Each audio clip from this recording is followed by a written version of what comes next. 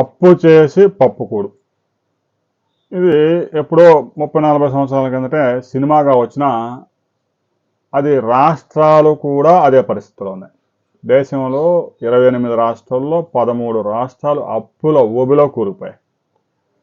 గడిచిన 10 సంవత్సరాల్లోనే రాష్ట్ర ప్రభుత్వాలు చేసిన అప్పు 300% పెరిగింది. కాగ్ తాజాగా విడుదల చేసిన నివేదిక మనం ఒకసారి పరిశీలిస్తే ఆంధ్రప్రదేశ్ సహా 13 రాష్ట్రాలు అప్పుల ఊబిలో కూరుకుపోయాయి.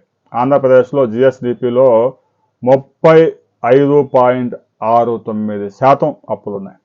అంటే ప్రజా రుణంతో సహా కలిపి మొత్తం రాష్ట్ర స్థూల ఉత్పత్తిలో 32.8% దాటకూడదు అని 15వ ఆర్థిక సంఘం సూచించింది. ఆ పరిమితి రాష్ట్ర ప్రభుత్వం దాటిపోయింది. 24-25లో ఈ పరిమితిని దేశంలోని 13 రాష్ట్రాలు దాటేసాయి. అందులో ఆంధ్రప్రదేశ్ కూడా చేరింది. ఇక జిఎస్డిపిలో 35.69% అప్పులయ్యాయి. 15-16లో 28 రాష్ట్రాలన్నీ కలిపి 31 లక్షల కోట్ల అప్పుల్లో ఉంటే తాజాగా గడిచిన 10 సంవత్సరాల్లో ఆ అప్పు 90 లక్షల కోట్లకు చేరింది ఈ 13 రాష్ట్రాలు. ఇక దాదాపుగా 200% పైన పెరిగాయి. స్థూల ఉత్పత్తిలో 24% నుంచి 28% అప్పులు పెరిగిపోయాయి. జిఎస్డిపిలో 27.89% పెరిగాయి. ప్రభుత్వ రంగ సంస్థలు, కార్పొరేషన్లు మార్కెట్ల నుంచి రుణాలు తీసుకునేందుకు వీలుగా రాష్ట్ర ప్రభుత్వాలు గ్యారెంటీలు ఇస్తూ ఉంటాయి. ఇలా తీసుకున్న అప్పులు చెల్లించాల్సిన బాధ్యత రాష్ట్ర ప్రభుత్వాల మీదే ఉంటుంది. ఎందుకంటే నేరుగా అప్పులు తీసుకుని బడ్జెట్లో చూపిస్తే అది జిఎస్డిపిలో ప్రభావం చూపి ఆ అప్పులు తీసుకోవడానికి అనుమతులు రావు. దీంతో కార్పొరేషన్ల పేరుతో లక్షల కోట్ల రూపాయలు అప్పులు చేయడం జగన్మోహన్ రెడ్డి అన్ని రాష్ట్రాలకే బాగా అలవాటు చేసి వెళ్ళారు. దీంతో రాష్ట్రాలు అప్పుల ఊబిలో కూరుకుపోతా ఉన్నాయి. ఇక 31 రాష్ట్రాలు అన్ని అప్పులు గ్యారంటీలు ఇచ్చినవే 13 లక్షల కోట్లు. నేరుగా బడ్జెట్లో నుంచి తీసుకున్న బడ్జెట్లో చూపించి తీసుకున్న అప్పులు కాకుండా 13 లక్షల కోట్ల రూపాయలు కార్పొరేషన్ పేరుతో తీసుకొచ్చారు.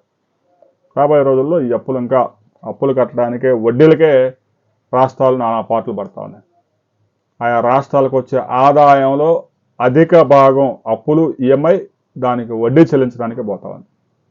ఇలాగనే కేంద్ర ప్రభుత్వం కనుక వదిలేస్తే ఎన్నికల్లో ఇచ్చిన హామీలు నెరవేర్చుకునే క్రమంలో రాష్ట్ర ప్రభుత్వాలను పూర్తిగా అప్పుల కుప్ప చేసే ప్రమాదం ఉంది. దీని మీద కేంద్ర ఎన్నికల సంఘం, కేంద్ర ప్రభుత్వం కనుక సరైన గైడ్ లైన్స్ కనుక ఇవ్వకపోతే ఒక్కో మనిషి మీద ప్రస్తుతం ఉన్న 3 లక్షల అప్పుని 30 లక్షలు చేసే ప్రమాదం ఉంది. దీనికి సంబంధించి ప్రతి ఒక్కరు మీ అభిప్రాయాలు కూడా కామెంట్ చేయండి.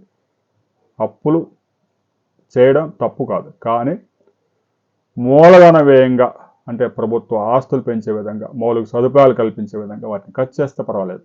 బటన్లు నొక్కుడు కార్యక్రమంతో వాడికి 10,000, ఈడికి 10,000, వాడికి 20,000 వేసుకుంటా పోతే పన్నులు చెల్లించే వాడికి కనీస సదుపాయాలు లేకుండా పోతా ఉన్నాయి. దీంతో కొన్ని వర్గాల్లో తీవ్ర వ్యతిరేకత మొదలైంది. దీనికి సంబంధించి ప్రతి ఒక్కరూ మీ అభిప్రాయాలు కామెంట్ చేసుకోండి.